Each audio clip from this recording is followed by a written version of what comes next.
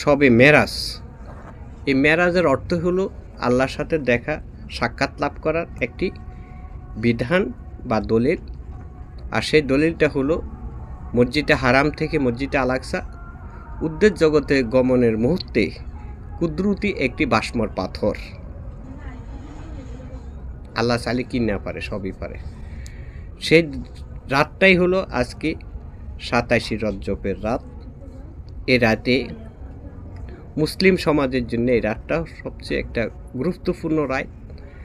মেরাজ হলো প্রথমে আল্লাহর সাথে সাক্ষাৎ হলো, বারাত মানে নসিবকে পরিবর্তন করলো, কিসমতকে পরিবর্তন করলো এবং আল্লাহর রহমতের অধিকারী হলো যারা বিশ্বাস করলো এবং রাত্র জাগরণ হলো। তারপরে মাহে রমজান আসলো, আবার 27 রমজানের মধ্যে লাইলাতুল কদর, যে রাত্রে আল্লাহর কোরআন নাজিল হইল।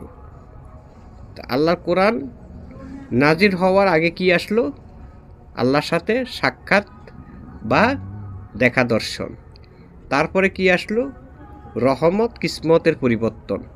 তারপরে কি আসলো?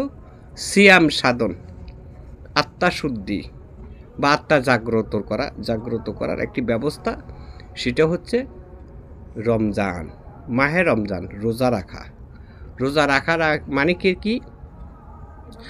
রোজা রাখার মানেটা হচ্ছে যে আমি অনাহারে দিন কাটালাম রাত্রে, অর্থাৎ রোজার মানেটা হচ্ছে সূর্য উদয় হওয়ার পূর্বে আহার করবে, যতক্ষণ পর্যন্ত সূর্য থাকবে, সূর্য যতক্ষণ থাকবে ততক্ষণ পর্যন্ত আহার করবে না।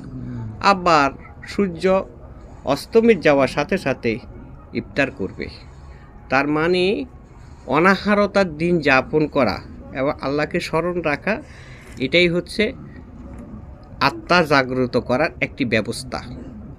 মানুষ যখন খায় বেশি তখন সে ঘুমায় বেশি, আর মানুষ যখন খায় কম তখন তার ঘুম হয় কম। যদি দেহ অস্তিত্বটা দুর্বল হয়, অস্তিত্বর দিক থেকে শুকিয়ে যায়, অনাহারতার একটা রূপ দেখা যায়, কিন্তু ওই সমস্ত মানুষের আত্মাটা শক্তিশালী থাকে। তার মানে তারা তো ঘুমায় না, ঘুমাইতে পারেও না, ঘুমাইতে চাইলেও ঘুম আসে না, খিদা। তো এই জন্যে একটা সময় নির্ধারণ করা হলো একটা মাসের জন্য, সেটা হলো মাহে রমজান। মাহে রমজানটাকে পবিত্র মাস হিসাবে ঘোষণা করা হয়েছে। এই জন্যে এই মাসের মধ্যে সিয়াম সাধন বা আত্মা শুদ্ধি করার একটি ব্যবস্থা রয়েছে, সেটা হচ্ছে মাহে রমজান। রমজানের মধ্যে 30 পারা কোরআনের সম্পূর্ণ করা হয় 27 রমজান বা লাইলাতুল কদর রাত্র। তাহলে আমরা এখান থেকে বুঝতে পারলাম যে অবশ্যই আমাদের সামনে যে আবাদতের ফর্মুলাগুলো আসতেছে সামাজিকতাভাবে ইসলামিক সমাজ অনুসারে, সেগুলো শুরু হইল শবে মেরাজ দিয়ে। শবে মেরাজ মানিটা হচ্ছে যে মধ্যরাত্রে বা রাত্রে উদ্দেশ জগতে গমন করা। তো শবে মানিটা হচ্ছে রাত্র, মেরাজ মানি হলো সাক্ষাৎ। যাই হোক, এই যে আল্লাহর সাথে রসুলের, নবী মুহাম্মদ রসুলের যে সাক্ষাৎ হলো, সেটা হচ্ছে দিল জগতে, আত্মার জগতে। সময় কতটুকু ব্যয় হলো? একটা ঘন্টা বাজনা যখন একটা বাড়ি দেওয়া হয়, যে ঘন্টা বাড়িটা না, ছুটি দিলে, স্কুলে ছুটি দিলে টাইম করে বাড়িটা না ট্যাং করে, আবার ওই অনেক সময় মধ্যে চকিদারেরা তো বাড়ি দেয় 5টা বাজে 3টা বাজে বাড়ি দেয় না, এই বাড়ির শব্দটা থামতে যতক্ষণ সময় লাগে অনুমান, ততক্ষণ সময়ের মধ্যে আল্লাহ পাক রব্বুল আলামিন 27 বছরের সমতুল শবে মেরাজটা সম্পূর্ণ করাইতে পারেন, তা করিয়েছেন। এটা হচ্ছে অসাধারণ একটা শব্দ বা ভাবনার বিষয়। এটা একটা বিশ্বাস, সেটা হচ্ছে আল্লাহর কুদরতিভাবে তিনি ইচ্ছা করলে তা করতে পারে। তো এখন এটা ঘটল কোথায়? এটা আসমান যে দেখানো হয়েছে সেটা হলো আধ্যাত্মিক জগৎ বা আত্মার জগৎ। দেহটা দেহের জায়গাতে রয়েছে, এটা একটা নিদ্রার ভাবের সময়ের ভিতরে এ কাজে সম্পূর্ণ হয়েছে। তবে ওই যে কুদরতি যেই পাথরটা সেটাও সত্য, যে কয়টা দরজা জানালা দেখানো হয়েছে তাও সত্য।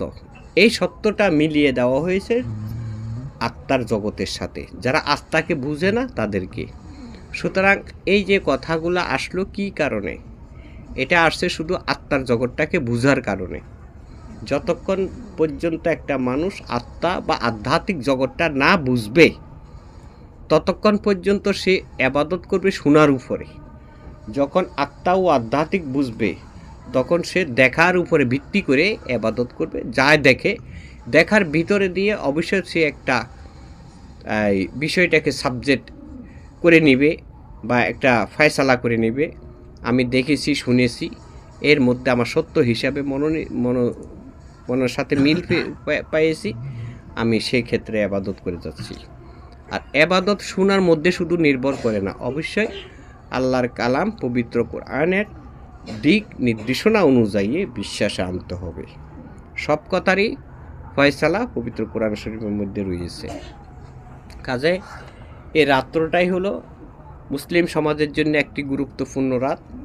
এই গুরুত্বপূর্ণ রাতের মধ্যে শুধু আমরা আবাদত করব, জিকির আজকার করব এটা নয়, পাশাপাশি কিছু আনন্দ থাকবে, ভালো খাবারের আয়োজনও থাকবে।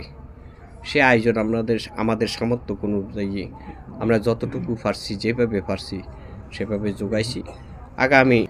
আগামীতে সবে বারাত অনুষ্ঠানটা ঠিক আমরা এইভাবেই করার চেষ্টা করব।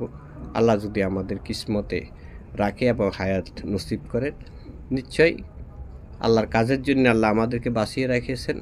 যতক্ষণ আমরা বেঁচে থাকি ততক্ষণ তার জন্য মনে করতে হবে, অবশ্যই আল্লাহ পাক রব্বুল আলামিনের জন্য, নিজের জন্য নয়।